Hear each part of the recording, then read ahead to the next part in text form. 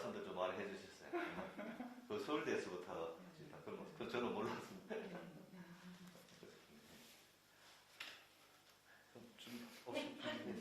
근데 실은 이 질문지 이 내용 보긴 했는데 제가 답변할 내용이 몇 가지 없는데 이런 생각이 그런 거는 들어서 넘어가면 됩니다. 저는 병원 초창기 모습만 해드려야 좀 돼요. 초창기 모습을 이제 그려주면 돼요. 저희들은 이제 취지가 그런 것이기 때문에 또 질문은 저희들은 이제 잘 모르니까 선생님은 일반론적인 것들을 좀 정리를 했습니다. 그리고 이게 앞으로 어떤 작업을 위한 인터뷰인지도 실은 제가 참 예, 그 취지는 원래 이철 총장이 있을 때도 그랬지만은 이 당정을 하겠다는 것이 아니고 이제 이철 총장이 50년, 100년 지난 뒤에 20세기를 평가할 때 물론 정치인이라든지 뭐 다양한 어떤 글을 쓰는 사람들의 기록이 많잖아요. 근데 기업가들, 특히 한국의 기업가 학이라는 게 굉장히 아직까지 경영학 쪽에서도 적은 부분을 차지하니까 기록을 남겨놓으면 그때 예, 우리 창업자는 재평가를 준 자료가 없으니까 활동을 굉장히 많이 하셨는데 그런 기록들에 대한 어떤 정리가 그룹차원도 안 되고 또 우리는 대학이니까 그런 걸 우리가 하자 해가지고 좀 선진적인 생각이죠. 뭘 당장 활용해서 뭘 하겠다는 뜻이 아니고 뭐 전임 총장의 뜻은 뭐 그런 길이고 추모하고 뭐 추념하는 것들은 아산재단이든 뭐 각 그룹사에 사면 된다는 거죠. 우리는 학문적 연구의 토대를 마련하기 위해서는 쓴 거는 별로 없고 물론 연설도 많이 하죠. 그래서 연설도 전부 다 저희 녹취해가지고 기록을 다 남겼었죠. 전부 다 하나하나 파일로. 그래 이런 구술 인터뷰가 그 당시 이제 근무했던 분들, 그래서 뭐 현대 근무했던 분만 하는 게 아니라 저희들이 뭐 정치, 사회, 경제, 문화, 교육, 뭐 예술, 뭐이 해빈신인학교 우리 박동규 선생님 인터뷰 다 했고 뭐 강부자, 최불암, 뭐 김중 소설 다 했어요. 그래 이제 현대 중호 뭐 이제 지구훈련 일기들도 하고 뭐 다양한 청리를 해놓으면 연구자들은 큰 장기적인 사업이네요. 그렇죠. 지금 저 9년째니까 한 170명 정도 인터뷰했습니다. 그래서 한 기업가에 대해서 이렇게 집중적인 사례는 제가 알기로는 없다고 봐요. 그래서 저희는 이제 기록을 어떻게 남겨놓으면 지금 잘 알다시피 이제 자식세는 좀 힘들잖아요. 서로가. 손자 세대 중간에 할아버지 기르는 것들이 본격화될 것이다. 뭐 그때 자료가 활용돼도 좋고 그거 아니면 대학이 없어지지 않는 한 뭐 자료 없어질 자료는 남아있으니까 뭐 그런 취지입니다. 마스크 좀 벗으세요. 제가 끼고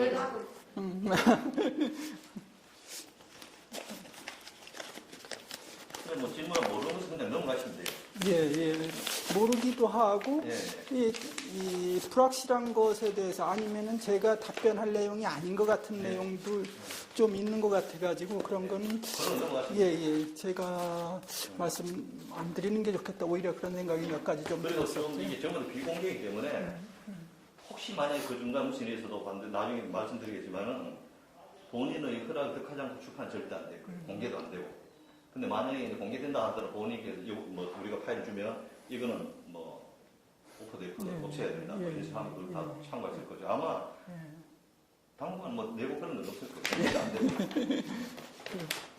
그런 식이니까 뭐 그런 부분에서 부담스러우니까 또 약간 뭐 이게 산업 때 긍정인 부정인 현재 긍정 부정이 있는 그대로 솔직하게 구별해 주시면 뭐 우리가 객관적으로 이제 검토할 수 있는 저희들이 이제 다양한 측면을 인터뷰한 이유가 그런 겁니다. 한 측면만 부각시키는 것이 아니고 어떤 후대 이제 연구자들의 몫이 있죠.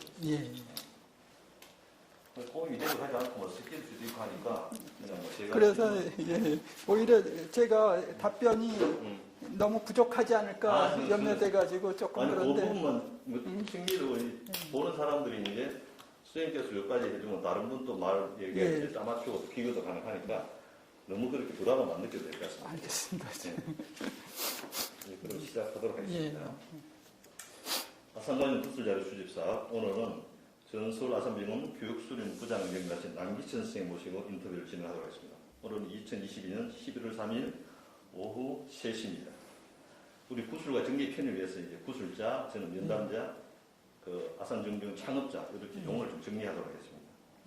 먼저 우리 구술자의 개인 생애를 여쭤보도록 하겠습니다. 생년월일과 고향에 대해서 좀 구체적으로 말씀해 주십시오. 1958년 7월 25일 생이고요. 고향은 충청남도 홍성군 광천읍입니다. 그 형제 자매, 본인의 형제 자매. 저희 5형제, 남자만 5형제이고요. 그중에 몇 개? 네 번째. 그럼 어릴 때 가정 형편은 좀 어땠습니까? 가정 형편은 어릴 때 시골에서 이 고향에서 자랄 때는 괜찮게 뭐 크게 어려움 없이 자라다가 제가 초등학교 졸업할 즈음에 가정이 좀 완전히 이 파산 뭐 이런 상태가 되는 바람에 그때부터 조금 이 고향을 떠나서 다 이제 객지에서 이제 살기 시작했고 이제 터전을 다시 잡은 게 이제 인천에서 계속 제 결혼해서 이 분가하기 전까지는 계속 인천에서 부모님들하고 같이 지냈죠. 그럼 홍씨는 인천으로 옮겼었네요. 예. 초등학교 6학년 때. 그렇죠. 초등학교 졸업하고 나서 이제 중학교 과정을 이제 인천에서 다니기 그럼 시작했어요. 중고등학교 대부분 인천에서 예. 혹시 뭐 초중 고중에 대학 중에 학창 시절에서 좀 기억나는 거 한 가지만 좀 말씀해 주시겠습니까? 초등학교 졸업하고 이제 그때가 이제 그 중학교 입학해야 될 상황인데 가정 형편이 어려워가지고 정규 중학교를 입학을 못했었죠. 그래서 이 기술학교라는 고등공민학교 이런 과정의 중학교 과정 3년 과정이긴 한데 거기를 이제 마치고 이제 검정고시를 봐가지고 고등학교 진학하는 이런 단계였었기 때문에 굉장히 좀 그 당시에 전체적으로 또 어려웠지만 저희 다녔던 그 학교 같은 경우에는 이 학급 내에서 정말 TV가 있는 학생이 1명, 2명 있을까 말까 이런 정도의 좀 어려운 학생들의 어떤 그런 학교였죠. 여건이 좀 안 좋았다는 거예요. 예. 혹시 지금은 어떤 일을 하고 계세요? 지금은 이거 한번 커피 안 드리긴 찾아라. 예. 아닙니다. 이 서울시 50플러스에서 하는 그 학습 지원단 활동을 하고 있습니다. 예. 서울시에서 하는 거예요? 서울시에서 이제 보람 일자리 사업이라고 해서 시니어들 50대 이상 뭐 은퇴자들을 대상으로 이 어떤 그 학습 지원이라든지 그 재취업 기회를 위한 어떤 교육 그리고 일자리 지원 사업 이런 걸 하고 있는데 그 중에 하나가 이제 각 센터에서 학습 수업이 진행되는 것을 이제 보조해주는 이런 역할을 하고 있는 보람 일자리 중에 하나입니다. 예. 좋은 일을 하고 계십니다. 자, 그럼 우리 수술자와 현대 그 아산병원과의 관계에 대해서 여쭤보도록 하겠습니다. 그럼 혹시 대학 졸업 후 첫 직장은 어디에 갔습니까? 첫 직장은 이 졸업이 아니고 실은 졸업을 제가 못하고 이제 중도 포기할 수밖에 없었고 이 가정 형편상 어려움이 있어서 처음 들어간 건 인천 소방서의 소방공무원으로 들어갔었습니다. 그래서 83년도였나요? 83년도 이 여름에 그랬다가 거기서 한 1년 반 정도 근무를 하고 나서 이제 옮긴 게 서울대병원이었죠. 그럼 그쪽으로 옮기게 된 배경은 뭐? 실은 그때 그 소방서에 근무하는 것이 우선은 뭐 당장 급하니까 뭐든지 취업을 해야 되겠다 싶어가지고 했던 거고 거기에 오래 다닐 생각은 아니었기 때문에 어차피 내가 어떤 사무직으로 계속 근무할 그런 자리를 알아보던 중 이제 서울대병원에서 이제 공채 그 모집이 있어서 지원했더니 다행히 합격을 해서 그쪽으로 가게 된 거고. 공채 지원을 하셨어요? 예. 그러면 서울대병원에 계시다가 서울 아산병원은 언제 옮기게? 89년도 2월 달에 옮겼는데요. 이제 그 당시, 이제 서울 아산병원이 새로 창립한다고 해서 이제 모집 공고도 나가고, 이제 개설 준비 요원들도 이제 스카우트 하고 있는 이런 상황이었었기 때문에,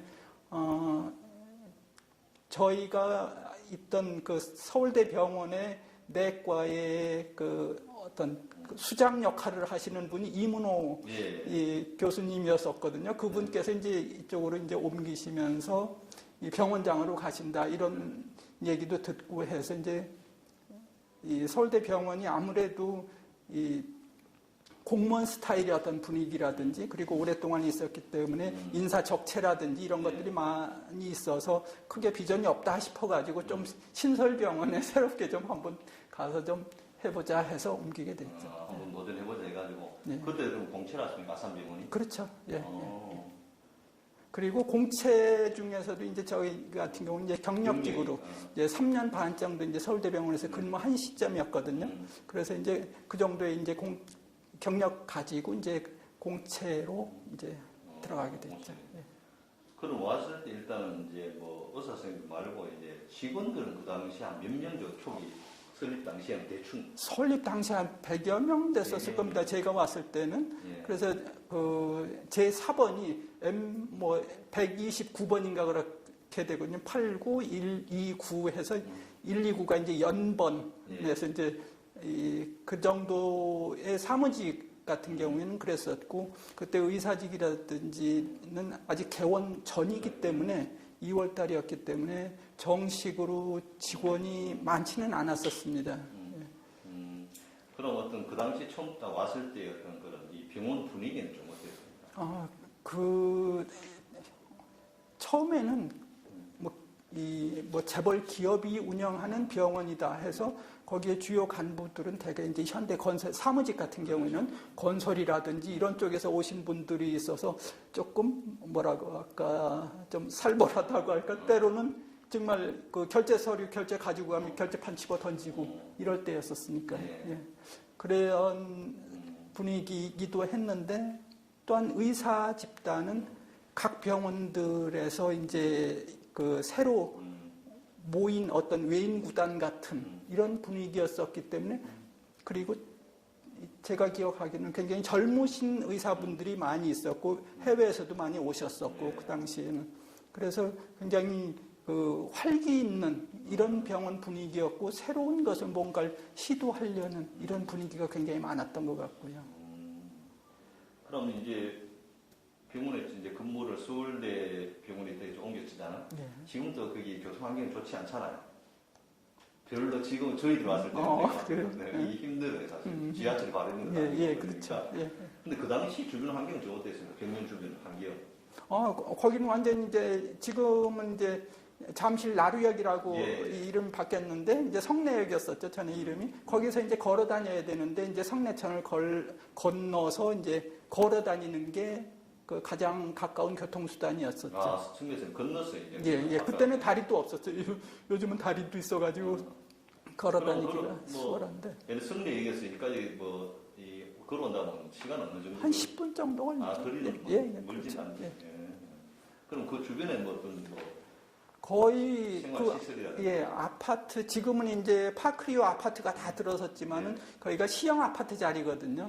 그래서 5층짜리 완전히 성냥갑 같은 빽빽한 그런 아파트 하나 있었고 병원 주변에는 거의 이 다른 건물 같은 게 거의 없을 정도 이런 정도였었고 이 지나다니는 그 시내버스라든지 노선도 거의 없는 이런 상태였었죠. 예, 그렇죠. 예. 그럼 승대선 건너가야 버스 노선이 있고. 그렇죠. 그럼 식사는 주로 어떻게 해요? 식사는 그래도 인원이 제법 됐기 때문에 구내 식당이 처음부터 제가 갔을 때는 외부에서 케이터링이 들어와 가지고 배식하고 해서 정말 그 식당도 제대로 구비되진 않았었고 식판 가지고 일일이 다니면서 떠먹고 이런 식으로 이제 배식하고 그렇게 임시 그 식당 이런 식으로 운영이 되고 있었죠. 그럼 직원 이게 좀 외지니까 직원 숙소라든가 그런 건 없었습니까? 그 당시에는 없었고요. 예. 그것을 이제 제가 전공의 담당이라든지 전공의 수련 관련 업무를 처음부터 했었기 때문에 그 여건에 대해서는 특히 원내에서 꼭 생활해야 되는 그 의사직이 인턴이라고 해서 1년 과정에 인턴이 있고 이제 레지던트 과정이 있는데 인턴 같은 경우에는 어느 병원에도 그 당시만 하더라도 이 기숙사라는 게 거의 존재하지 않고 아예 당직실밖에는 없었거든요. 그랬는데 처음에 이제 저희 병원이 약간의 기숙사 형태 비슷한 당직실보다는 좀 더 나은 이런 것을 서관 13층에 그 2층 침대를 쭉 놓은 뭐 한 열 몇 개 될 겁니다. 한 30몇 명이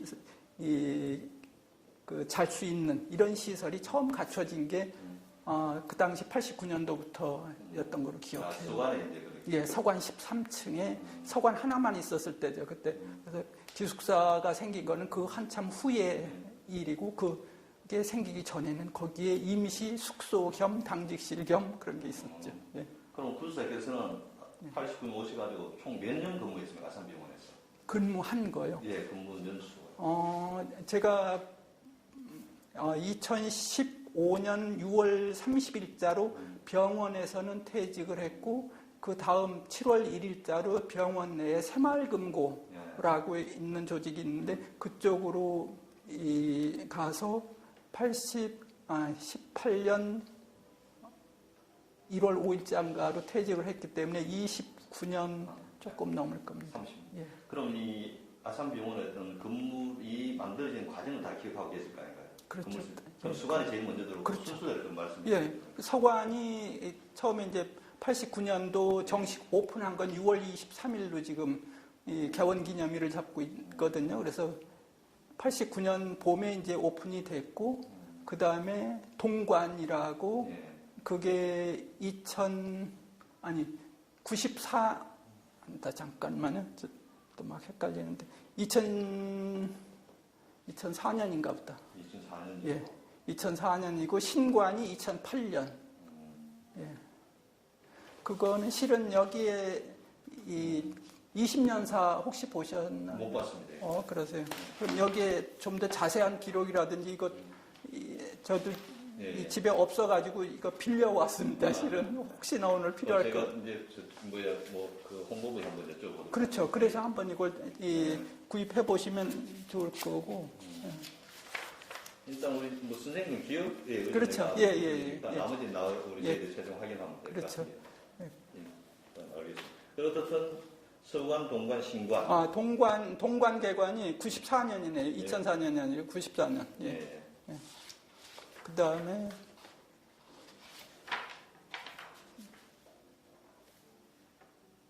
신관이 2008년 맞고요. 예.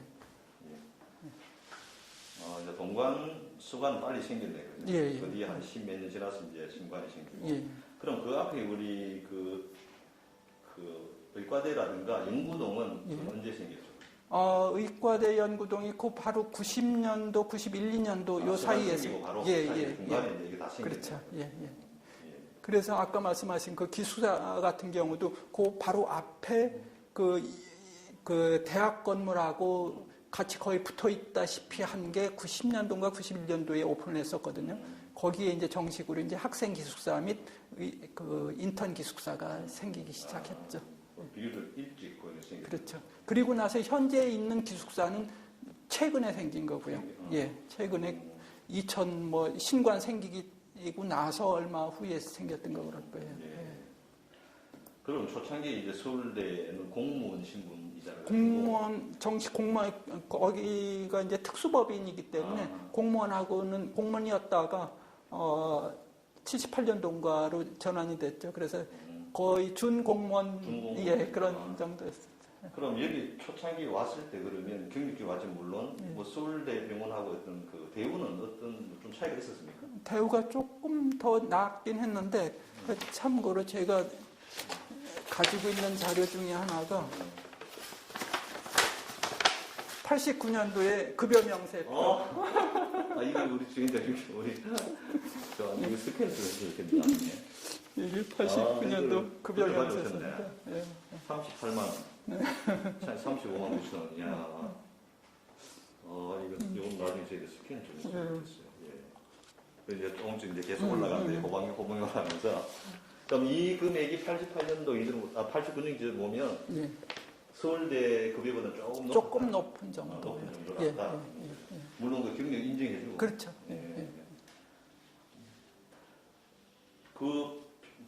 이제 구수하게 느끼기에 어떻든 이제 병원 새로 설립됐고 갔을 때 뭐 어떻든 이게 하나의 재단에서 의사라든가 직원을 대하는 어떤 대우는 어떤 정도 느꼈습니까? 사무직 같은 경우는 실은 서울대병원하고 이제 비교를 하게 되면은 서울대병원은 어쩌면은 의사직과 사무직과의 거리가 굉장히 컸거든요. 예. 이 사무직은 대부분 고졸 출신이 많이 있었던 서울대병원인데 비해서 아산병원의 이제 초창기에는 사무직도 대부분 대졸 출신들로 공채를 했었기 때문에 그리고 여기에서의 새로운 분위기 중에 하나가 의사직과 사무직과의 그리고 다른 간호직이라든지 이 직종 간의 격차가 심하지 않은 것이 좀 두드러졌고요. 심하지 않은. 예. 그러면 이제 뭐 간호직이라든가 의사직이라든가 사무직 이런 것들의 어떤 그런 관계, 예를 들면 우리가 좀 간호사 의사는 좀 위에서 강하다 뭐 이렇게 말하고 아까 서울대병원처럼 아산병원 초창기 모습은 어땠습니까? 이 세 직군 간의 어떤 그런 관계들이. 뭐라고 할까, 서로가 굉장히 거리감 없이 많이 잘 화합이 됐다고 할까? 특히 이제 병원에서의 어떤 교육이라든지 이런 것도 그런 쪽으로 많이 유도를 했던 것 같아요. 직종 다 섞어가지고 화합 교육이라든지 뭐 이런 여러 가지 교육을 많이 실시한 것이 특히 이제 저는 이제 의사직을 주로 관리하다 보니까 의사직 같은 경우에 대부분의 대학병원은 모 대학 출신들이 대부분 그대로 올라가서 인턴도 되고 레지던트 되고 교수도 되고 이런 식이었는데 아산병원은 그게 없지 않습니까? 새로 시작을 하기 때문에 각 대학 출신들이 다 모여야 되는 의사직뿐만 아니라 간호직도 마찬가지. 그러다 보니까 어떤 조직이 더 조직에 대한 화합이라든지 이런 것에 신경을 많이 썼던 것 같고 그 나름대로 어떤 단점도 있지만은 장점도 있는 게 어떤 외인 부대가 모인 이런 집단의 어떤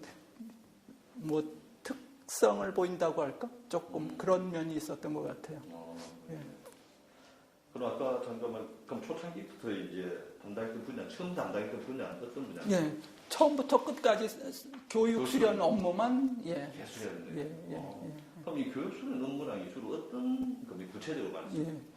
우선 이 인턴 레지던트 펠로우까지의 수련 과정을 선발부터 수료까지를 다 담당하고요. 그리고 그 스태프들 교수직에 대한 처우라든지